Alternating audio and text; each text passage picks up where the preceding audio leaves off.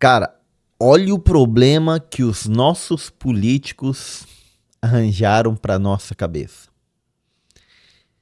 A Europa já se ajoelhou diante do Trump, aceitou que vai ter que pagar 15% em impostos para importar qualquer coisa de lá para os Estados Unidos, e o Trump, ele quer cobrar do Brasil 50% e que conseguiu lá, segundo o Eduardo Bolsonaro e o Paulo Figueiredo, foram eles que conseguiram isso daí, por causa do que está acontecendo com o Bolsonaro, por causa do que está fazendo o Xandão, tudo isso, mas que a gente sabe que tem a ver com o Brasil estar nos BRICS e que, de certa forma, contesta o sistema internacional criado pelos Estados Unidos desde Bretton Woods. Vou até deixar um vídeo aqui no final falando sobre isso, que quer tirar o dólar de como ser a principal moeda internacional. Então o Brasil está nesse grupo e vocifera e fala que quer desmontar o sistema dos Estados Unidos. Então o Trump, aproveitando-se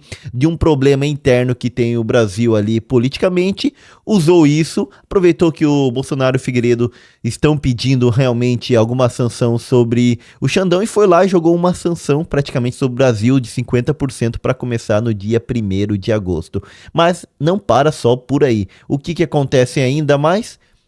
O que acontece é que o Lula não quer negociar. E aí eu tava vendo o exemplo da Europa que aconteceu essa semana, vulgo ontem.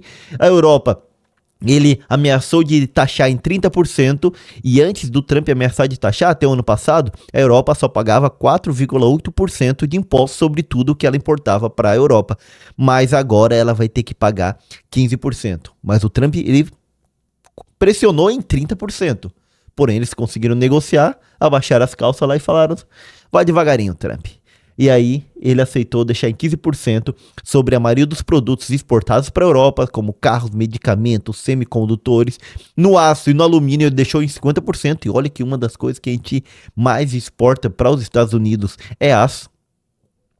E deixou 0 a 0 para algumas questões, isenção para algumas questões como aviões e peças de aviões, alguns tipos de químicos genéricos e alguns tipos de matéria-prima. E além disso, a Europa ela vai ter que comprar 750 bilhões de dólares em gás natural e combustível nuclear, deixando de comprar isso da Rússia, que ela, apesar de ter feito todas aquelas sanções da Rússia, ela continua comprando isso da Rússia, e ainda vai ter que investir em 600 bilhões de dólares. Eu pus euros aqui, mas é dólares. Vamos arrumar. Nos Estados Unidos. Ela vai ter que investir nos Estados Unidos nisso daí. E o que acontece?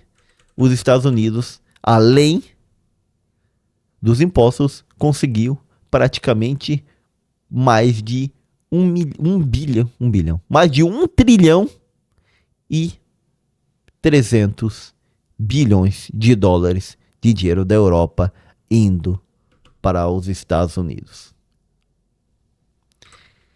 Se os Estados Unidos fez isso com a Europa, imagine o que ele pode fazer com o Brasil, que ainda nem quer negociar com ele.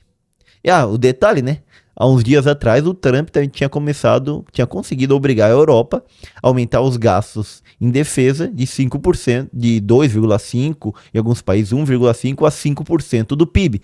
E, além disso, ele conseguiu agora que esse dinheiro, que a Europa disse que ia gastar 800 bilhões de euros em um plano para rearmar a Europa, eles terão que comprar na indústria militar dos Estados Unidos. O cara botou a Europa realmente de joelho, colocou e disse para eles, vocês são os meus vassalos, vocês estão aqui para ser um estado satélite que vai fazer o que eu quiser. E a Europa disse, sim, meu amo, nós faremos. Olha aqui o Trump, falando sobre esse acordo lá, ele encontrou com a presidente da Europa, a Ursula von der Leyen, ela é presidente da Comissão Europeia, que é a comissão que toma as decisões executivas ali na Europa, tudo isso, mas a gente pode dizer é a presidente da Europa. Tá, vamos ver aqui o que ele fala com ela. Essa parte da conversa aqui deixa bem claro como a Europa entrega tudo para os Estados Unidos. Nós, bastante.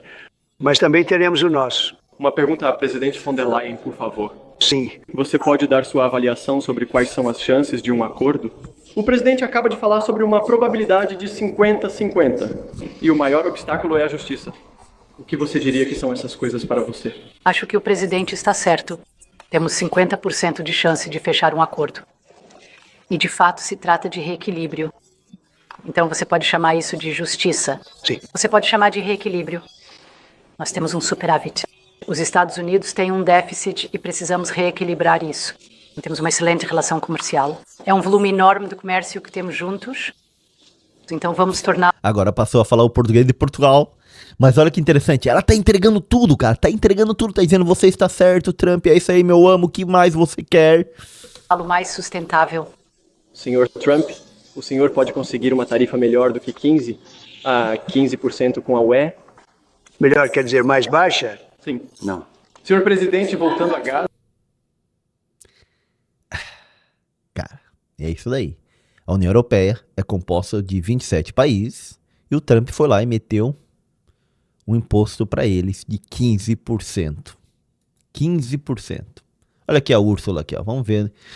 O nome dela é Ursula von der Leyen, a presidente da União Europeia. E olha o que ela diz aqui no seu Twitter.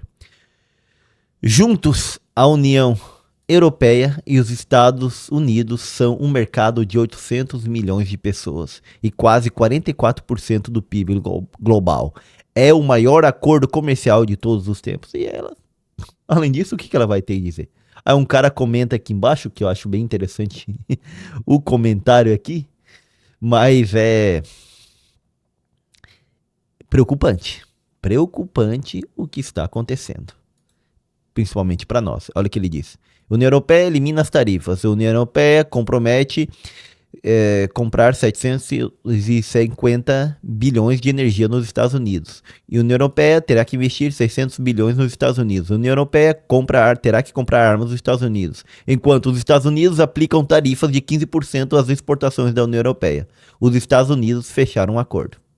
A União Europeia recebeu um projeto de lei e outras coisas mais. Uma vergonha, você tem que renunciar. Ou seja, os Estados Unidos conseguiram tudo o que eles queriam da União Europeia. E o que a União Europeia conseguiu? Estabilidade. Agora a gente já sabe quanto que o Trump vai cobrar. A gente espera que não aumente muito mais do que isso. Em outras coisas ali, que ficou uns pontos ainda que pode ser trabalhado, como os tipos de fármacos e outras coisas mais. E conseguimos que os Estados Unidos continuem nos apoiando militarmente. Que é isso que nós queríamos. Mas a União Europeia ficou o quê? Subordinada totalmente aos Estados Unidos. Isso mostra também como os Estados Unidos está tão poderoso. Essa ideia que vinha nos BRICS, de que ele colocou lá a ordem multipolar, eu vou até deixar o vídeo aqui no final falando sobre isso, os BRICS aí que a gente detalha exatamente tudo as decisões dos BRICS agora, na metade do ano, no encontro que teve aqui no Brasil, daí ele fala de uma ordem multipolar, tal, que o mundo tá indo para isso. Besteira, besteira. O mundo é unipolar ainda. Talvez no máximo podemos dizer que o mundo é unimultipolar, no qual os Estados Unidos é a maior potência e quem desafia ela é a China e a Rússia, mas a própria China já está negociando com os Estados Unidos. Negociou, foi a primeira a negociar com os Estados Unidos. Tive aquele lá de tarifa de 100% tal, e depois voltaram atrás e entraram em acordo. E a grande questão é, se os Estados Unidos fez isso com a União Europeia, 27 países, extremamente poderoso, extremamente rico e considerado mais de igual para igual, não tão, mas os Estados Unidos botou eles de rodilha, como se diz em espanhol, de joelhos. O que ele vai fazer com os países aqui da América? México, Brasil, que são os dois países aqui da América Latina. O México, ele já está trabalhando para colocar de joelhos, e o Brasil também, né? Ele prometeu uma tarifa pra gente de 50%. Como nossos países, melhor dizendo, como nosso presidente, porque o México ali está negociando, mas a gente não quer nem negociar, quer esperar acontecer as tarifas para depois fazer alguma coisa. Possivelmente, os Estados Unidos, com seu grande poder, vai falar assim, ó, vocês querem? Pá, vai lá. Aí o Lula diz que vai ser recíproco, vai pôr uma tarifa de 50% de reciprocidade. Aí o Trump falou o seguinte, não, peraí, eu disse 50% acima do que você colocar. No momento, é a tarifa comum ali. Você colocou 50%, então a de vocês vai para 100%. E como fica o Brasil, como ficamos nós aqui. É claro que nós exportamos mais para a China. Vai quebrar o Brasil isso? Não vai quebrar. Mas vai piorando a condição e vai piorando porque o Trump, ele gosta assim. Se você joga com ele e aposta contra ele, ele aumenta a aposta e paga pra ver. Então, o Lula disse que vai dar os 6 ali no truco, mas o Trump está disposto a pagar pra ver. E até onde vai isso, não sei. Espero que não se escale muito. Mas fica o alerta. Se ele colocou a União Europeia, 27 países, num bloco conjunto de joelhos, não vai ser o Brasil que vai ganhar essa queda de braço. Eu acho que a gente tem que pensar em alternativas, negociar o máximo que puder, conseguir abaixar esse imposto, essa tarifa à exportação para os Estados Unidos, o máximo que der, mais uma taxa vai vir. Isso já é certo. Tá? Mesmo se tira o Xandão, mesmo se o Bolsonaro não vai preso, tá? Tudo aquilo lá, ele volte a ser candidato, isso aí não vai importar. O Trump vai impor uma tarifa no Brasil. A questão é quanto nós vamos conseguir negociar. E isso é importante. Porque o império dos Estados Unidos da América está de volta. Você pode gostar ou não, você pode aceitar ou não, mas os Estados Unidos é a principal potência do mundo, é ele que manda no mundo, e não dá boa brigar com ele neste momento. Talvez em outro momento, sim. Nesse momento, não. Temos que saber negociar e tratar com ele.